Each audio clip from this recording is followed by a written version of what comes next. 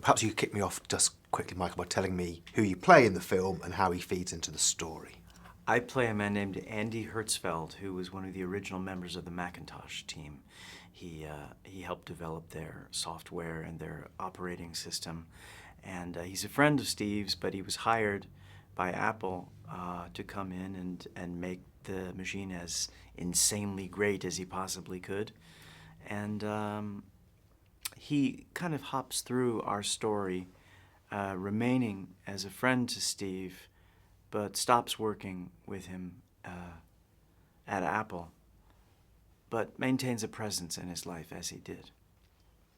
The relationship is quite strained at points, Michael. Can you just tell me a little bit about the sort of the pressure that Steve puts on Andy at various stages? At the top of the film, well, our film is divided into sort of three launches, three pivotal moments in Steve's life. Initially, it's the launch of the Macintosh, the launch of the next computer, and then the launch of the iMac. During the initial launch of the Macintosh, it's put upon Andy to try to make the computer say hello, and he does everything in his power to try to make it do so. And he's having a really difficult day, and hopefully there's some humor that's found in that. Well, that's one of the wonderful things about the film. It is very, very funny. I just wonder if you could perhaps just tell me a little bit about, as an actor, getting an Aaron Sorkin script and just how pleasurable that must be. Sure. Getting a script by Aaron Sorkin is kind of like Christmas, There's fun there, that from the get-go. There's wit, there's, smart mouth, there's, great intellect and great momentum. It's really, one of those things that makes you very happy as an actor and really behooves you to do your homework. And, the words are there, the rhythm is there, the wit is there, and it makes you want to do your best work. And beyond Aaron's wonderful script, what else, when the role came up, Michael, made you want to get on board? Presumably working with that stellar cast, working with Danny. Yeah, everything about this job made me want to jump aboard, to get to work with Danny, to meet these actors and play with them was a remarkable opportunity. To work with Michael, to work with Kate, to be around Seth and Jeff and watch them and learn from them. Also, the opportunity that we had with this particular job of getting to rehearse it significantly before each of the portions that we did. We rehearsed for 2 weeks before we shot each portion. It was really unusual, and I think a great opportunity, and I'm grateful to have been thought of. Was it a world you knew much about? Lots of people are very invested in the life of Steve Jobs. He's one of the visionaries of the last century in this. I just wondered if you knew much about it. I had not known much about Steve. I had read Walter Isaacson's biography for my own interest. It just seemed to be calling my name. Maybe it was that hypnotic stare of Mr. Jobs staring out at me from the cover.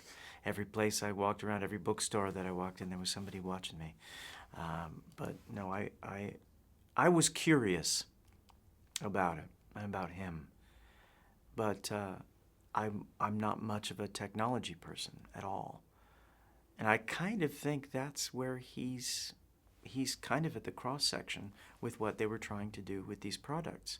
Bring people who didn't know much about computers, perhaps didn't see what they may offer our lives.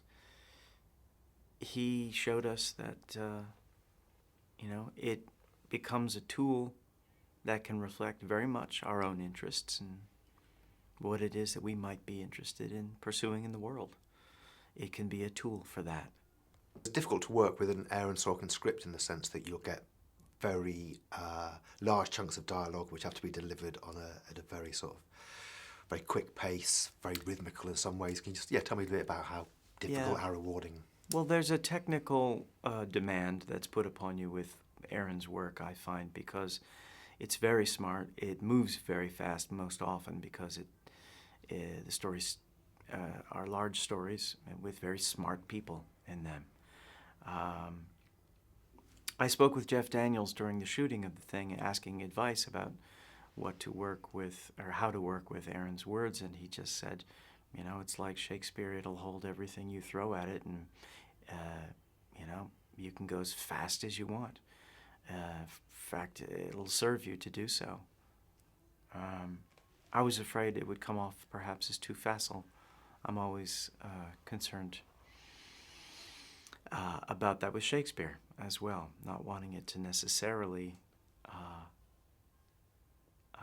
seem pre-planned unless the character wishes it to be so. I want it to come from a deep place. I want it to come from an organic place. And I think that's part of the fun of seeing different actors wrestle with this material as different people absorb it differently. I had fun trying. You mentioned, obviously, you read Walter's book, you spoke to Jeff. Could you give me any other insights into how you prepared for the role? Did you visit YouTube, look at real stuff with Andy, etc.? I had the remarkable occasion to get to meet Andy Hertzfeld during the course of our rehearsal period. He made himself available to us. He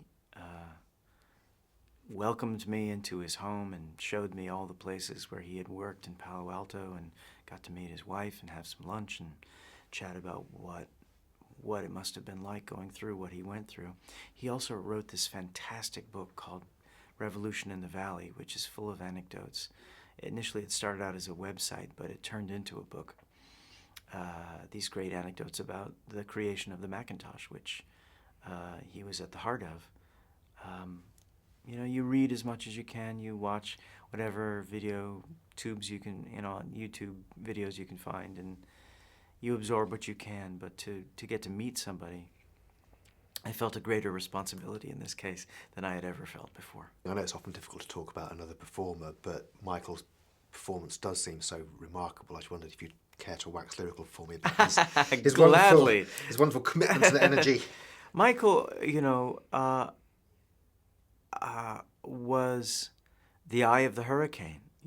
I was so impressed with how he was able to absorb so much material so quickly. And really, he was ferocious in the doing of it, particularly in really making it as best as it,